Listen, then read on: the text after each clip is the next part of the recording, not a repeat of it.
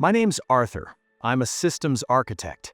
For 5 years, I worked for a mid-sized defense contractor that handled logistics software for the Department of Defense. It's a world of gray cubicles, badge readers, and need-to-know basis. My boss was a man named Victor.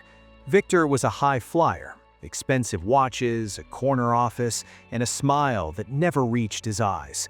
He was a subject matter expert with a top-secret SCI clearance, the highest level of trust the government gives. I was his workhorse. I did the coding, the security patches, and the late-night troubleshooting. Victor took the credit. 6 months ago, a position opened up for a Special Access Program, SAP. It came with a massive pay raise and a seat at the inner circle table, but it required me to upgrade my secret clearance to a top-secret SCI with a lifestyle polygraph. Victor didn't want me to get it. If I had the same clearance as him, he couldn't gatekeep the projects. He couldn't hide his creative accounting. So he decided to make sure I failed the background investigation. He didn't realize that when you lie to a federal investigator, you aren't just playing a game, you're committing a felony. If you've never seen an SF-86 form, count yourself lucky. It's a 130-page document where you list every place you've lived, every person you've known, every cent you've owed, and every foreign contact you've ever had for the last 10 years. I was honest, I had nothing to hide, but Victor started planting seeds. "Are you sure about that trip to Thailand in 2019, Arthur?" he'd ask loudly in the break room. "Didn't you stay with that guy who worked for the local government?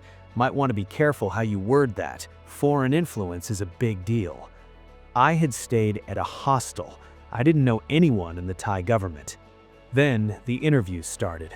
Background investigators started calling my neighbors, my ex-girlfriend, and my old college professors.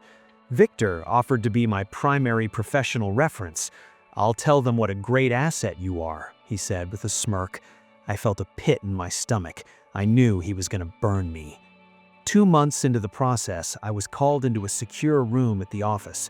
2 men in cheap suits sat there. They were DCSA agents. They weren't smiling. "Mr. Vance," the lead agent, Agent Miller, said, "we've received some concerning information regarding your financial stability and unreported foreign assets." I blinked. "I don't have foreign assets. I have a savings account in Ohio." "An anonymous tip suggested you've been receiving encrypted transfers from a bank in Cyprus," Miller said, sliding a printout across the table. It was a bank statement. My name was at the top. It showed 3 deposits of $10,000 each. My heart stopped. I didn't recognize the account.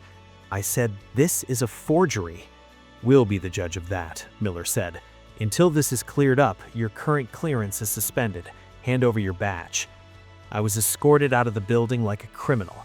Victor watched from his glass office, sipping coffee, looking concerned for the cameras. I spent 3 weeks in limbo. I couldn't work, I couldn't tell my family why. But I'm a systems architect. I know how data moves. I realized that for Victor to frame me with a Cyprus account, he had to have used my personal data, my social security number, my address, and my tax ID. And where did Victor keep all our personnel files? On a secure local server that I had built the backup system for. I couldn't access the office network, but I remembered that I had set up a remote emergency diagnostic port 3 years ago when the server room flooded. It was an old-school hardware bypass I had forgotten to remove. I sat in a Starbucks, sweating, and logged in to the diagnostic port. I didn't look at my files. I looked at the logs. I searched for my SSN in the system. Bingo. 2 weeks before the anonymous tip, Victor's user ID had accessed my private folder at 11:30 p.m. He had downloaded my tax forms. Then I saw something even better. Victor hadn't just looked at my files. He'd been using the company's secure file transfer to send encrypted packets to a server in Cyprus. He wasn't just framing me, he was actually the one with the foreign contacts. He was using me as a fall guy so that if the government ever caught on to the Cyprus money trail, they'd find my name first. A week later, I was called back for my lifestyle polygraph. I knew this was the end. If I failed, I'd be blacklisted from the defense industry forever. I sat in the chair. The sensors were wrapped around my chest, my fingers, and my arm. Agent Miller was there again. Have you ever intentionally betrayed the trust of the United States? No. The needle stayed steady. Have you ever hidden financial assets from the government? No. We found the Cyprus account, Arthur. Are you going to keep lying? I looked Miller in the eye. I didn't open that account, but I know who did, and I know which server he used to do it. I gave him the diagnostic logs. I gave him the timestamps. I gave him the IP address of the Cyprus server that Victor had been communicating with. Miller didn't look surprised. He looked satisfied. He turned off the polygraph machine. Thank you, Arthur. You can go back to the lobby. I sat in the lobby for 2 hours. Suddenly, the heavy security doors swang open. 6 FBI agents and 4 DCSA officers stormed in. They didn't come for me. They went up to the executive floor. 10 minutes later, they came back down. Victor was in handcuffs. His expensive watch was gone. His golden boy smile had been replaced by a mask of pure, unadulterated terror. He saw me sitting there. "You!" he screamed. "You ruined everything. You were just a cook, a coder." "I built the system, Victor," I said quietly. "You just lived in it." Agent Miller walked over to me. He wasn't wearing his mean face anymore. "Good work, Arthur," he said. "We've been watching Victor for 18 months. We knew about the Cyprus transfers, but he was good at masking the destination. When he sent us that anonymous tip about you, he gave us the final piece of the puzzle. He tried to use your identity to test if we were onto him. He thought we'd just arrest you and stop looking. So I was bait? In a way, but your clearance wasn't actually suspended. We just needed him to think you were out of the picture, so he'd get sloppy, and he did."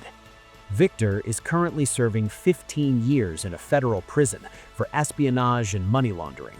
It turns out he was selling logistics metadata to a foreign energy conglomerate. The defense contractor I worked for was liquidated and absorbed by a larger firm. As for me, I got the top-secret SCI clearance. I now work for a government agency in a room with no windows, handling the most sensitive data in the country. I don't have a corner office, I don't have an expensive watch, but I have the one thing Victor never had: a clean conscience and a Q-level access to the truth. They say the truth will set you free. In the world of state secrets, the truth just makes sure the right people are behind bars.